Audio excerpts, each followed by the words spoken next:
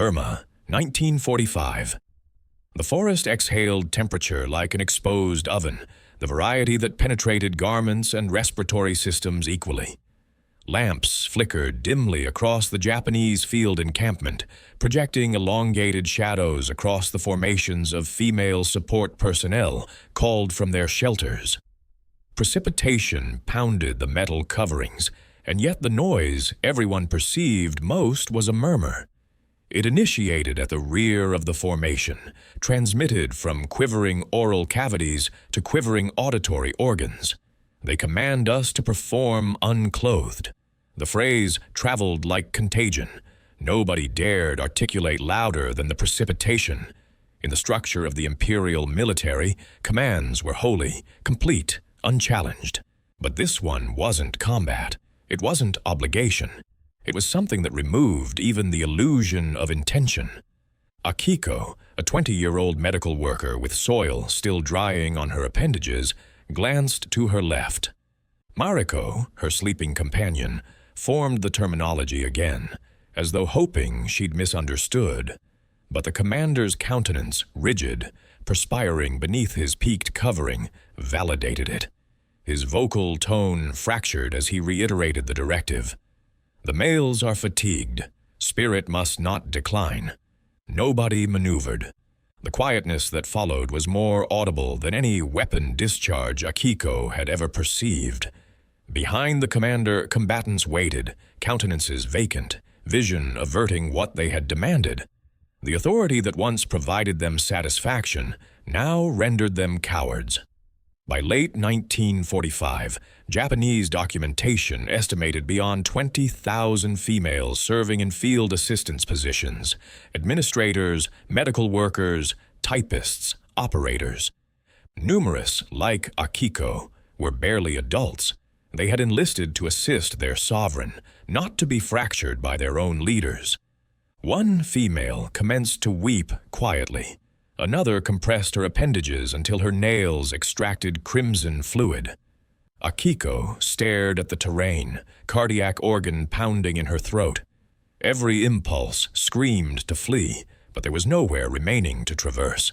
Abandonment signified termination. Resistance signified more severe. The commander's vocal tone fractured again. You will follow commands. Electrical discharge divided the atmosphere briefly, converting every countenance pale. The precipitation intensified, drumming like 1,000 cardiac rhythms. Akiko closed her vision, the noise merging into a dull roar. When she accessed them again, the lamp beside her wavered and expired. Obscurity consumed the encampment entirely, departing solely the resonance of the directive that would never diminish. And in that obscurity, apprehension commenced to respire. The lamps wavered again, halos of amber engaging the darkness. The females still remained in arrangement, drenched and trembling, uncertain of the tempest exterior, or the one interior. Them was more severe. The directive hadn't altered. Perform a single terminology. Elementary. Harsh. Conclusive. The commander in authority, a middle-aged squad leader named Tanaka, appeared equally afraid as the females before him. His vocal tone fractured with compelled dominance. You will comply. Display your devotion. You will perform.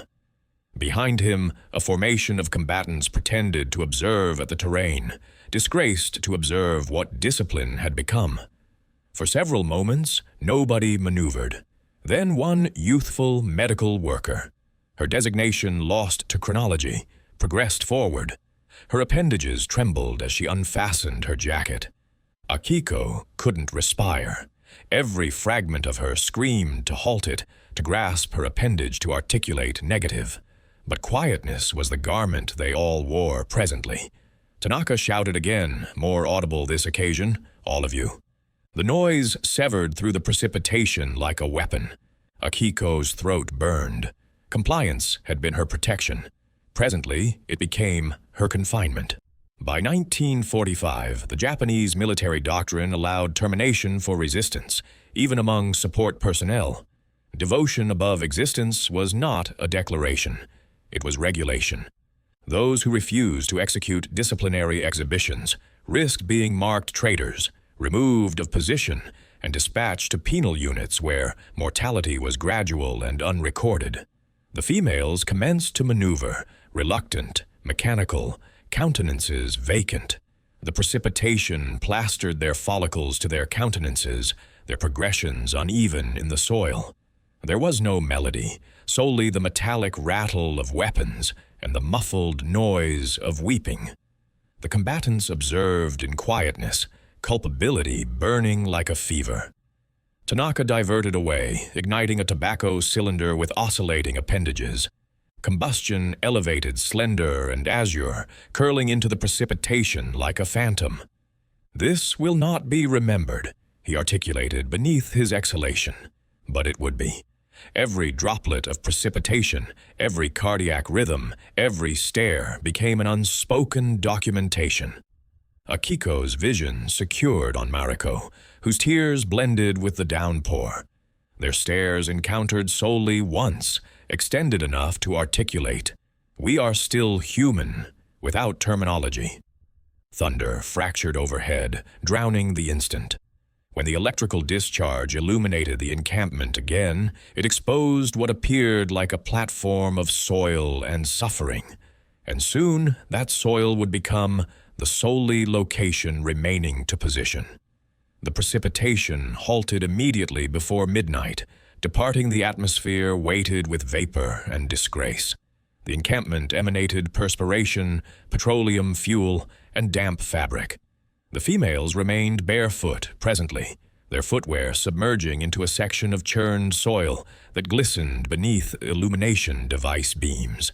That soil, once simply terrain, had become a platform. Around it, the males formed a loose, circular formation. Weapons suspended low, vision vacant. Nobody expressed satisfaction. Nobody glanced upward for extended. The directive was elementary. Perform. The intention was brutal. Fracture their essence before the Allies could. Akiko perceived her physique maneuver without her authorization. The manner it executed during exercises mechanical, vacant, instructed into compliance. Her appendages trembled at her flanks. Somewhere behind her, someone murmured a prayer. The noise scarcely transported. Japanese military field documentation from late 1945 portray beyond 50 disciplinary exhibitions across retreating formations, instances where terror and fanaticism merged. These were not official disciplines. They were collapses of structure dressed as directive to remind the females of devotion, one documentation claimed. But devotion didn't appear like this. It appeared like capitulation. The illumination devices oscillated with the combatants' appendages. Soil adhered to every motion, converting the females' motions into jerks and slips. Every progression resonated in the saturated terrain like a percussion beat from nowhere. The squad leader who'd provided the directive diverted away again, pretending to adjust his fastening. He couldn't observe. Akiko's respiration arrived shallow, her cardiac rhythm excessively audible. Her consciousness divided into two, one fragment tallying moments to endure, the opposite memorizing every countenance that observed. This, she recognized, was chronology, one nobody would document. Mariko slipped in the soil, striking her knees. Akiko reached to elevate her upward, but a combatant shouted, "Maintain maneuvering." The vocal tone fractured mid-phrase. Even dominance sounded ill presently. The boundary between victim and perpetrator had obscured into precipitation, liquid, and terrain. The instant extended until even the forest went quiet. Then, from somewhere in the rear, a singular defiant vocal tone articulated, "No more." It was scarcely audible, but it severed through everything. Every cranium rotated. Illumination devices discovered her countenance. Mariko saturated, unblinking.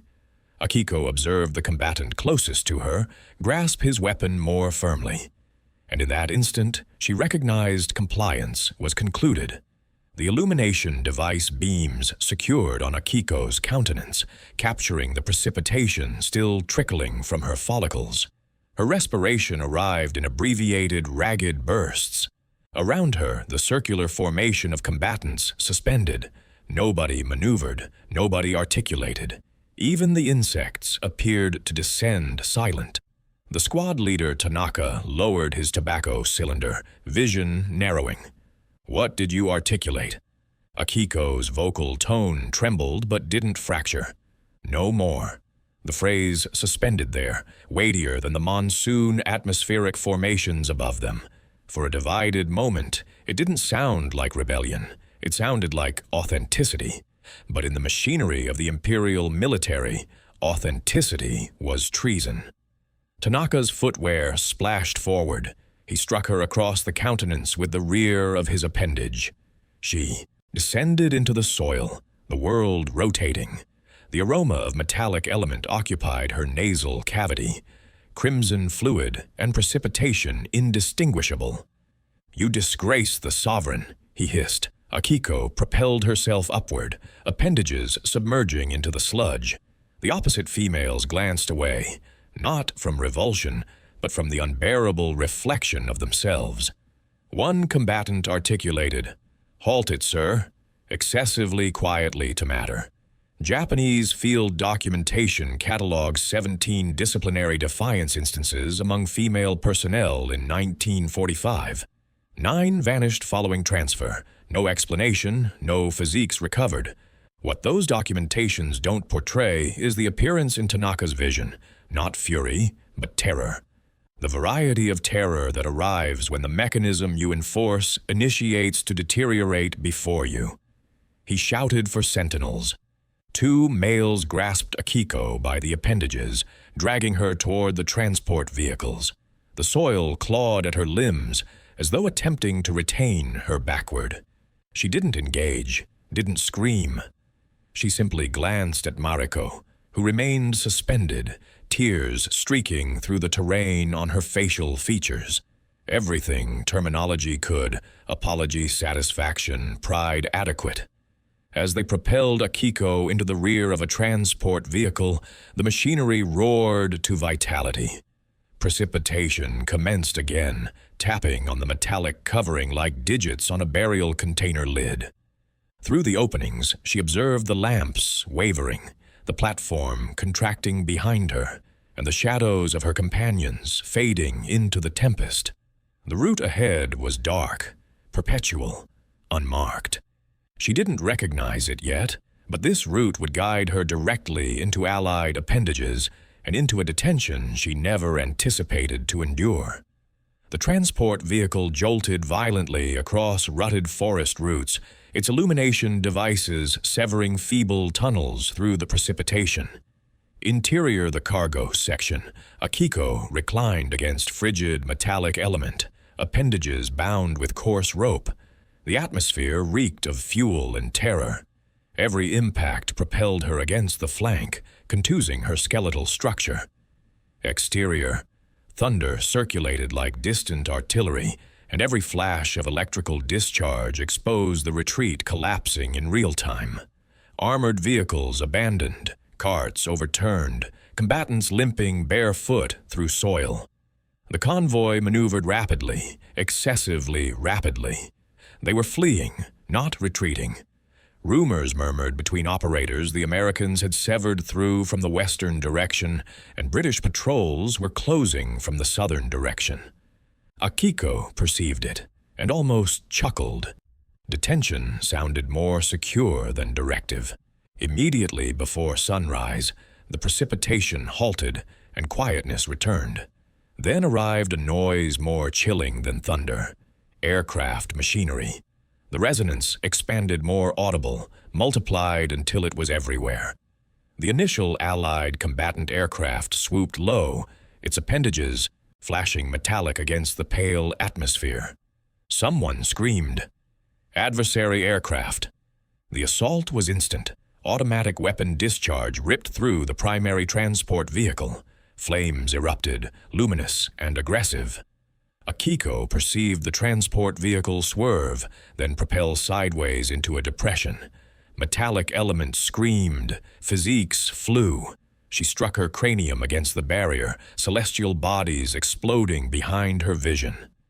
The subsequent moment, she was crawling appendages and knees through soil, combustion curling around her. Documentation from Allied Command validated 12 of 18 Japanese transport vehicles destroyed in aerial assaults along Burma's retreat routes that lunar cycle. Survivors, mostly injured medical workers and administrators, were discovered scattered across the forest within rotations. Akiko stumbled through bamboo vegetation following the distant noise of river liquid. Her garment was half-worn, her footwear departed. The forest hissed with vitality, insects, avians, unseen entities. She pressed an appendage to a severance on her appendage, crimson fluid blending with precipitation. The Empire's banners had burned behind her. The world ahead was silent. By nightfall, she discovered a trail of footwear impressions and followed them until the beam of an illumination device captured her vision. "Don't maneuver," a vocal tone shouted in English. Akiko suspended, elevating her appendages. The combatants that approached were not Japanese. They were British, head coverings glinting beneath torch illumination. Her seizure wasn't a defeat, it was liberation. She collapsed into the soil, murmuring the solely English she recognized. No combatant medical worker.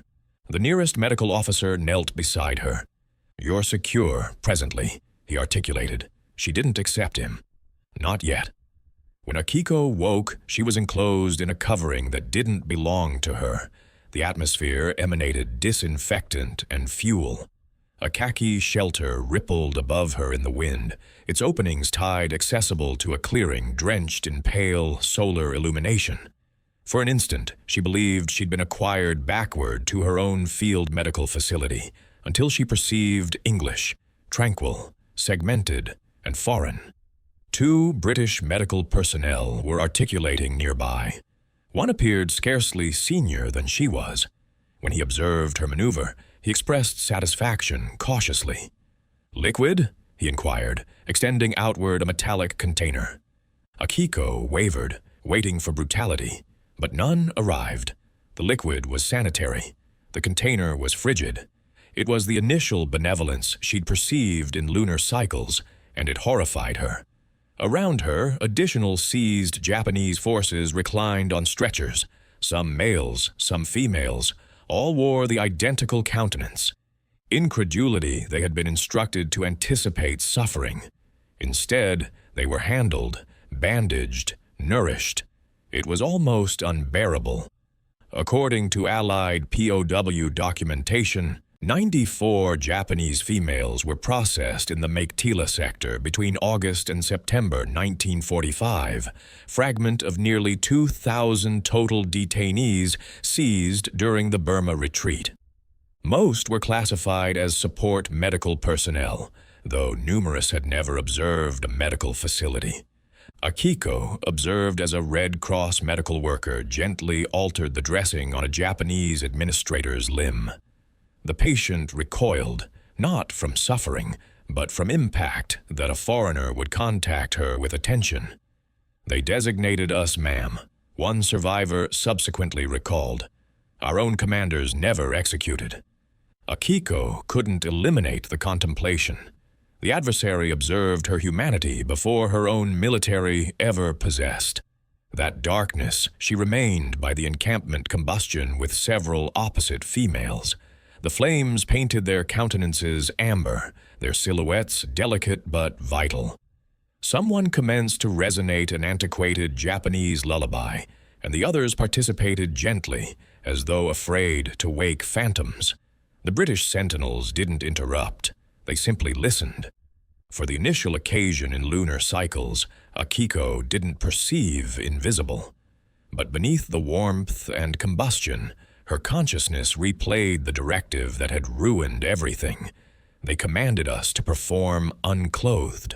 The terminology wouldn't diminish. At sunrise, a combatant approached with a documentation board.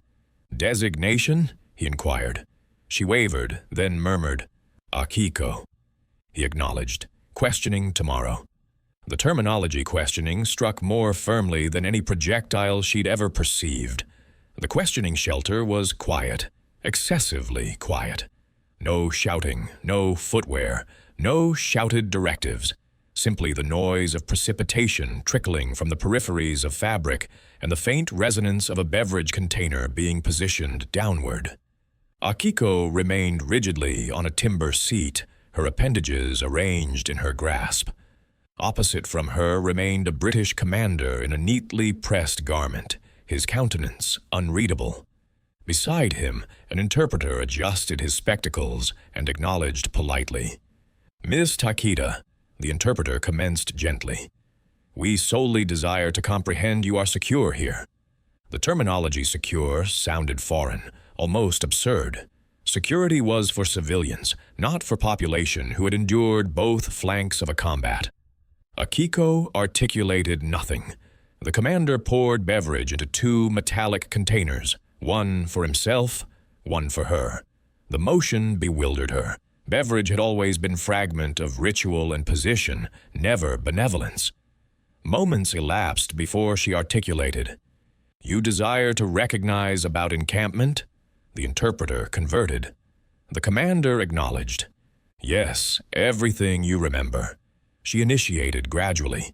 Rotations, positions, provisions, the retreat routes, standard details.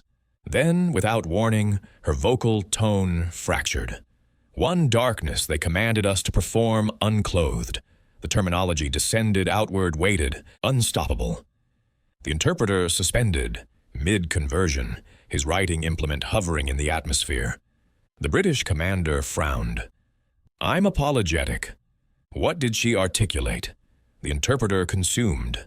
"Sir, she articulates they were commanded to perform unclothed." Quietness. The precipitation halted exterior, departing solely the noise of respiration. The commander inclined backward, vision clouded with incredulity and revulsion. "By their own directive?" he inquired. The interpreter acknowledged. Subsequently, declassified Allied archives validated beyond 1,300 questionings of Japanese female POWs conducted in Burma and India through 1945. Most endured diminished then an interval. Akiko's acquired nearly 3. When it concluded, the commander closed his notebook and remained. "Gratitude, Miss Takeda," he articulated gently. He poured her another container of beverage before departing. She didn't consume it. She simply stared at the vapor curling upward, disappearing into atmosphere that still emanated faintly of precipitation and pigment. That darkness, as she returned to her sleeping surface, she maintained replaying the commander's response. The manner impact had converted to quietness. For the initial occasion, someone had listened, and that was somehow more firm than the directive itself. Tomorrow, that quietness would travel upward the chain of directive and fabricate its manner into a documentation stamped urgent. 2 rotations subsequently, a slender manila container marked Takeda arrived at the British field headquarters in Rangoon. The courier positioned it downward on a cluttered surface, already drowning in documents. Provision shortages, force documentations, capitulation negotiations. But one phrase inscribed in dark pigment near the summit fabricated the administrator pause. Subject articulates commanded to perform unclothed by superior commanders. He examined it twice, then transferred it upward the chain. Within intervals, the documentation reached the intelligence chamber. Ventilation devices rotated overhead, propelling around humid atmosphere weighted with tobacco combustion. A cluster of commanders assembled, frowning at the document as though it had insulted them personally. "This can't be correct," one articulated. "Their own commanders." Another replied, "The Japanese doctrine of discipline doesn't flex, it fractures." But the additional they examined, the more quiet the chamber became. The interpreter's annotations were transparent, the handwriting unshaken. The occurrence wasn't rumor. It was deterioration proliferating from interior the imperial structure itself. British intelligence documentation from late 1945 validate a cluster of documentations detailing spirit collapse and intimate coercion within retreating Japanese formations in Burma and Indochina. None were officially liberated, fearing manipulation backlash. Most were marked for internal circulation solely. A superior ultimately fractured the quietness. If we publish this, Tokyo will designate it fabrications. The leader beside him exhaled, tapping the periphery of the documentation. And if we bury it, chronology designates it quietness. He glanced upward. Document it beneath psychological fracture, not combat violation. That'll maintain it sanitary. The determination was administrative, not ethical. The container was stamped, documented, and shelved with thousands of others, each one a minor grave of authenticity. Meanwhile, in the POW encampment, Akiko waited. She didn't recognize her testimony had become documentation. She didn't recognize her suffering had been rephrased into strategy terminology. When the interpreter visited rotations subsequently, his vocal tone was flat. Your articulation has been obtained. They express gratitude for your cooperation. Cooperation? She repeated gently the terminology, experiencing vacant. That darkness, she documented one phrase in a fragment notebook. If quietness is triumph, we are conquered eternally. But even quietness possesses observers. And the initial observer arrived with the subsequent correspondence delivery. A Red Cross correspondence bearing her maternal parents' handwriting. The subsequent dawn, the encampment portal creaked accessible to the noise of an unfamiliar transport vehicle machinery. Red Cross insignias gleamed on its entrances, pale against forest verdant. The females assembled, perceiving through the solar illumination as medical workers progressed outward, appendages occupied with cleansing agents, sanitary fabric and envelopes, correspondence from residents, aspiration in document form. Akiko's appendages trembled when her designation was announced. The medical worker expressed satisfaction as she provided her a minor precipitation, stained correspondence sealed with Japanese postage. Akiko traced her maternal parents' handwriting before accessing it, slender, oscillating, familiar. Her throat compressed as she unfolded the surface. "My dear Akiko," it commenced. "We perceived your formation was forfeited. The residence is departed. Paternal parent, too. The metropolis is cinders, but I am vital. If you exist, exist benevolently." The terminology obscured as tears blended with terrain on her countenance. She'd imagined reunion, not ruins. Around her, opposite females grasped their correspondences, some expressing satisfaction through weeping, others collapsing silently. One youth murmured, "Our residence converted to transparent material." Another articulated nothing, simply ripped the document into diminutive fragments and permitted the wind scatter them. By August 1945, Allied bombardment had reduced 67 Japanese metropolises to debris. Beyond 8 million civilians were displaced. Numerous never returned. For the detainees in the Burma encampments, these correspondences were evidence that the world they'd assisted had already vanished. Akiko arranged her correspondence carefully and pressed it to her torso. The Red Cross medical worker, an Australian designated Margaret, knelt beside her, uncertain what to articulate. Instead, she simply positioned an appendage on Akiko's appendage. The warmth startled her. It had been lunar cycles since anyone had contacted her without aggression or directive.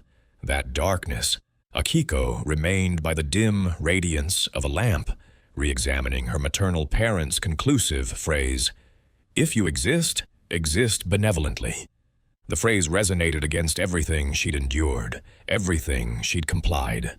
She acquired outward a vacant surface from her provision ledger and commenced to document, not to directive or admit, but to remember. She documented about the darkness of the directive, the lamps, the soil, the disgrace, the quietness. She didn't recognize it then, But that surface would become fragment of something more substantial, a personal record that would outlive her and the combat itself. And once Pigment contacted that document, she could never traverse backward to quietness again. The encampment illuminations dimmed early that darkness. A humid motionlessness adhered to everything, the atmosphere, the coverings, the unspoken memories. Akiko waited until the sentinel's footsteps faded, then retrieved outward the fragment of document she'd concealed beneath her sleeping surface. The correspondence from her maternal parent reclined beside it, the solely fragment of residence she possessed remaining. The stub of a writing implement oscillated in her digits. She commenced to document, not like a combatant filing a documentation, but like someone stitching the ripped peripheries of her consciousness together. They commanded us to perform unclothed, she documented initially, pressing the terminology profound into the document as though carving them into stone. We complied because mortality wore the identical garment as directive. The phrases arrived gradual initially, then more rapidly memories she hadn't dared articulate aloud. She documented designations, rotations, the noise of precipitation, the aroma of terror. Her terminology weren't meant for retribution. They were a documentation for anyone who might one rotation inquire, how could this transpire? Across the world, archivists would subsequently uncover solely 3 enduring personal records documented by Japanese female POWs. Each was a murmur that somehow escaped the apparatus of censorship and disgrace. Akiko's would have been the 4th if it hadn't been discovered. A sentinel's footwear crunched exterior. She suspended, retaining her respiration. The lamp wavered, and her shadow performed against the fabric wall like a phantom reenacting its own trauma. The sentinel traversed. She exhaled gradually, her cardiac organ pounding against her skeletal structure like artillery discharge. By sunrise, the surface was occupied. Her handwriting had altered, more potent, more acute. She tucked the document into an arranged bandage packet and concealed it beneath her medical collection. For the initial occasion since the combat commenced, Akiko perceived like she possessed her narrative. At morning nourishment, Mariko observed the faint pigment stains on her digit tips and murmured, "You're documenting." Akiko acknowledged once, "Someone must." That rotation, as they distributed provisions beneath the observation of fatigued British sentinels, Akiko maintained glancing toward the shelter where she'd concealed her terminology. What she didn't observe was a shadow positioning at its entrance, a sentinel inquisitive, observing her excessively extended. By nightfall, her secret would know extended be hers.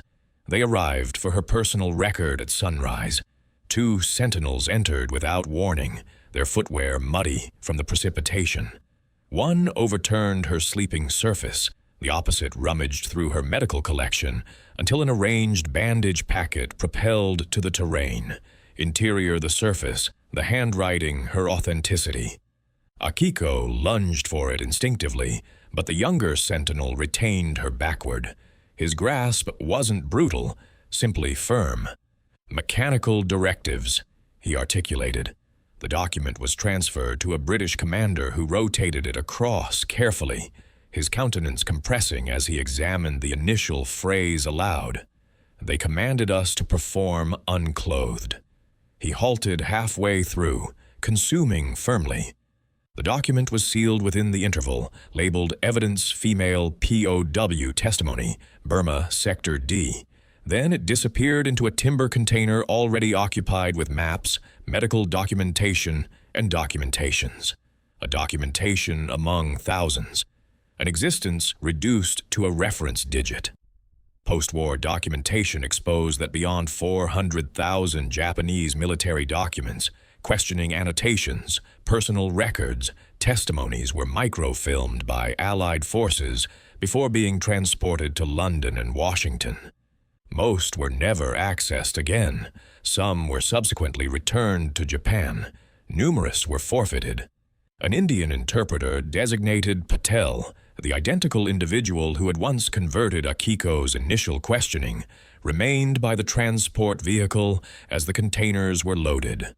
"This one," he murmured to the administrator, "isn't simply evidence, it's admission." The administrator raised appendages. "We simply maneuver containers." The lid closed with a dull impact, and the fasteners went interior percussion strikes that sounded conclusive. Interior the shelter, Akiko remained in quietness, staring at her vacant, sleeping surface. She wasn't infuriated, she was vacant. The terminology she'd bled onto document were presently secured behind security devices and documentation. For the initial occasion, she comprehended chronology could acquire as productively as combat.